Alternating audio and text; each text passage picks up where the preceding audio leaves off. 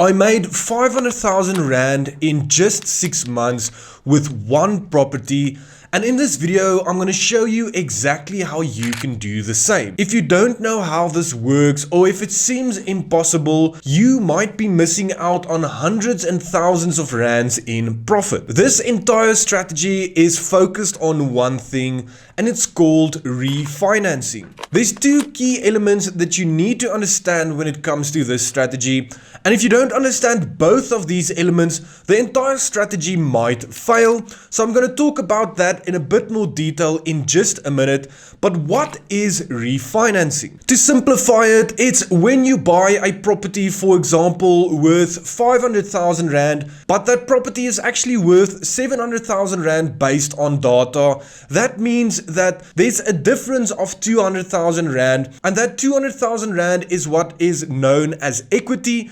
And if you wanted to get hold of that equity, you refinance your property. So if you had to think for yourself in that exact same example, how else will you be able to get access to that 200,000 Rand? Most people will think, okay, I have to sell this property.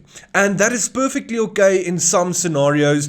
But if you had to sell the property, you'll have to pay taxes, you'll have to pay your agent commission, and you probably need to pay bond cancellation fees. So at the end of the day, you have 200,000 Rand equity available, but after all of the expenses, you have a net profit of, let's say, 140,000 Rand, and now suddenly you don't own any property anymore. That's the traditional way to get hold of equity, but when you refinance your property, you effectively keep your asset or your property. You go back to your bank and you tell them, listen, I think the value of the property is way more than I paid for, and I want to get access to the equity within this deal. And if the property actually allows for that equity to be withdrawn, they would literally pay out that 200,000 Rand into your checking account. The advantage of this is you don't pay any taxes, you still own your property, and you don't have to pay bond cancellation fees or even agent commission. Anyone that has a large property portfolio will understand the only way to grow and scale your portfolio is through access to capital.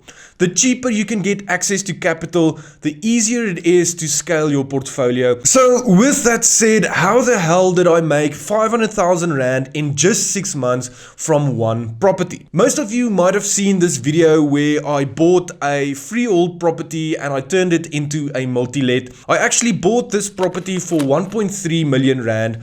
I paid a 10% deposit on this property, which is 130,000 Rand. But the key difference is that I went to the bank in the beginning and I told them I want to register this property for 1.7 million Rand. The value of that property is actually worth 1.7 million Rand.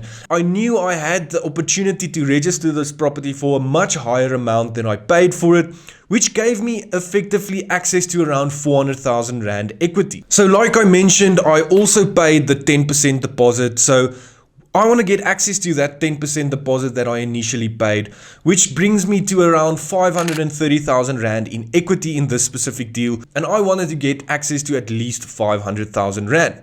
So before I move on, there's a very important point that you need to understand. And I mean, if there's one thing that you take away from this video, it's exactly this. You need to register your bond for a higher value once you buy your property. So let me just quickly show you the difference it makes when you register it in the beginning versus when you want to register it later on. So let's use this exact example and say we bought this property for 1.3 and we register it for 1.3 million. This is exactly what most people will do, meaning the total once-off cost is going to be around 82,000 Rand, and this will of course depend on the attorney that you use. What I then do is I go to the bank from the beginning and tell them that I want to register the property for 1.7 million Rand. Like you can see, the total once-off cost shoots up to around 104,000 Rand. This isn't necessarily the exact amount that you'll pay more because this is just an estimate on Property 24. And if you have a good relationship with an attorney, they can give you a much better price. But the important part here is that you register this amount Today, once you buy this property, instead of going back to the bank after a while and telling them I want to register it for a higher amount now. This is obviously oversimplified, but I hope you get the point. So previously I mentioned two key elements, and the first one is equity. We can't go ahead and register a property for 1.3 million rand if we bought it for 500,000 rand and the market ceiling or the max price of that property is just worth 700,000 rand. We can't go ahead and register properties for unrealistic amounts.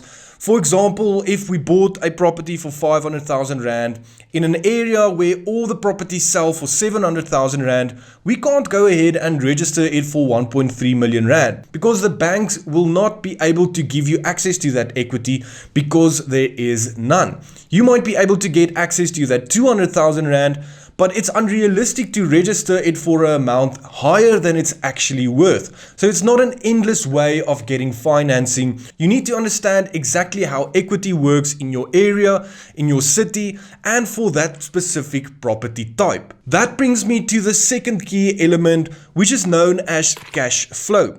A lot of people go ahead and refinance their properties and then later on take a shortfall on their deal, because if you refinance your property, you take out a further loan, meaning your expenses will actually go up.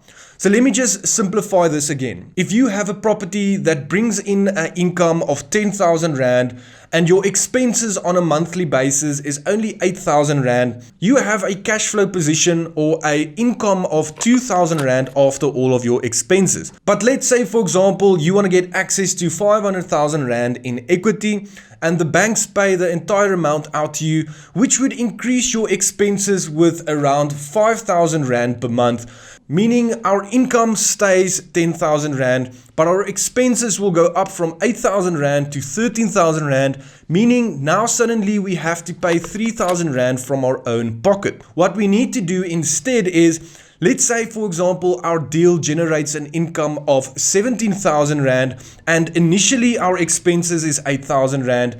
And after refinancing for 500,000 rand, our expenses is 13,000 rand. That still gives us a cash flow amount of 4,000 rand every single month after accounting for the loan repayment or the further loan, which is around 5,000 rand per month. So to bring everything together, what I have done is to buy a property for 1.3 million rand with a deposit of 130,000 rand, which makes the bank more likely to grant you access to equity because you have money in the deal. I went ahead and registered the property for 1.7 million rand.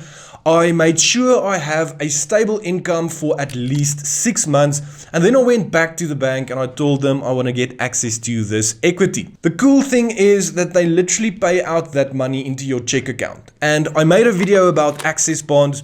It's a smart move to just park your money in your access bond while you don't use it. But if you had to use that entire amount, your bond repayment will obviously go up. If you park it in your access bond, that means you don't have to pay for that money until you start using it. And this is what enables me to continuously buy property and scale my portfolio without using any of my money. This is a strategy that not a lot of people understand, especially based on equity and cash flow. And if you ever wanted to find out more, or if you need some coaching, book a one-on-one with me where we can walk through the entire process. We look at your specific situation and make sure that we follow the step-by-step guide.